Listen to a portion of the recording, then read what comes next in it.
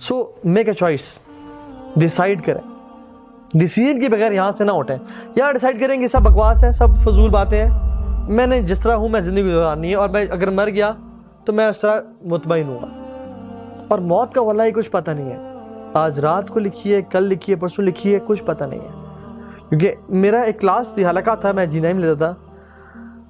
میں جب اگلے دن گیا تو ایک ماں روتی بھی آئی، مجھے پرچی دی انہوں نے. تو اس پرچی میں لکھا تھا بیٹا آپ کی پچھلی کلاس میں میرا بیٹا موجود تھا، اس نے وہ لیکچر سنا تھا، لیکن وہ اس کلاس میں، وہ اس دنیا میں نہیں ہے، وہ مر چکا ہے. واللہ ہم میں سے کون شخص ہے جو آج زندہ ہے اور اگلی کلاس میں ہم سے زندہ نہ ہو؟ ہمیں کچھ گارنٹی ہے کہ ہم جب اپنے گھر کو چھوڑ کے آئے ہم نے کبھی واپس بھی جانا ہے؟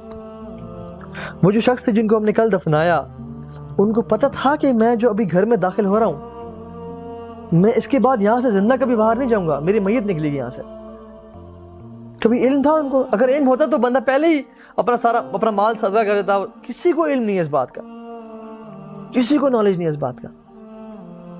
موت اچانک سے آتی ہے، اور علماء کہتے ہیں people are sleeping, they will wake up when they'll die. انسان اندھو کی طرح سو رہا ہے، اور جب موت آئے گی نا تب اس کو ہوش آئے گا کہ او تیری خیر یہ میں نے کیا کر دیا.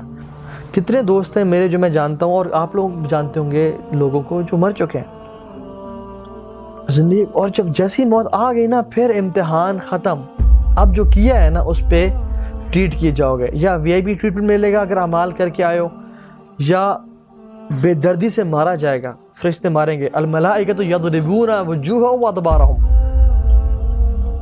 ملائکہ ماریں گے کہ تو رب کا باغی تھا، تجھے رب نے اتنی نعمتیں دی، اتنا کچھ سمجھایا بار بار، کتنے تو نے نصیحتیں اٹینڈ کی، کتنے تو یہ موقع ملے چینج ہونے کے، تو نہیں چینج ہوا.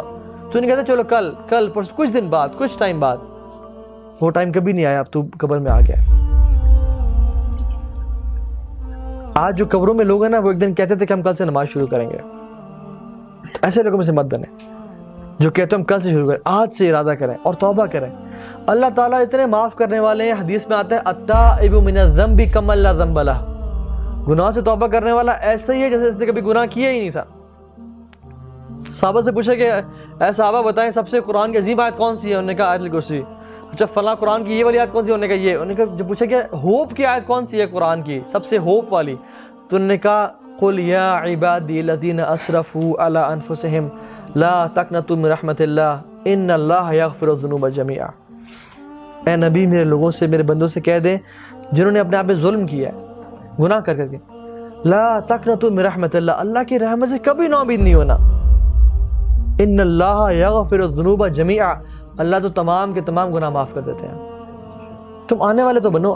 رب العالمین جو کہ مالک ہے، بادشاہ ہے، شہنشاہ ہے، روزانہ رات کو آتے ہیں آسمان دنیا پہ اور کہتے ہیں کوئی ہے توبہ کرنے والا میں اس سے گناہ معاف کر دوں، کوئی ہے مانگنے والا صبح دعا قبول کرو. تو فیصلہ کریں، فیصلے کے بغیر نہ اٹھیں، دل میں فیصلہ کریں کہ بس آج کے بعد انشاءاللہ میں زندگی ایسی گزاروں گا نا. امیجن آپ کو ڈاکٹر کہتے کہ آپ کے پاس 6 مہینے رہ کے زندہ رہنے کو، وہ فور شور کہتے ہیں آپ کے پاس اگلے 6 مہینے زندہ رہنے کو، آپ کی اس کے بعد موت ہو جائے گی. کیا کل سے آپ کی زندگی سیم ہوگی؟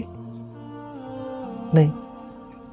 ایک ڈاکٹر کی بات تو ہم مان کے زندگی چینج کر دیتے ہیں، لیکن رب کہتا ہے کل نفس ذائقۃ الموت، تمہیں موت آنے والی ہے، تیاری کر لو. ہم کہتے ہیں نہیں، آپ کی بات پہ یقین نہیں ہے.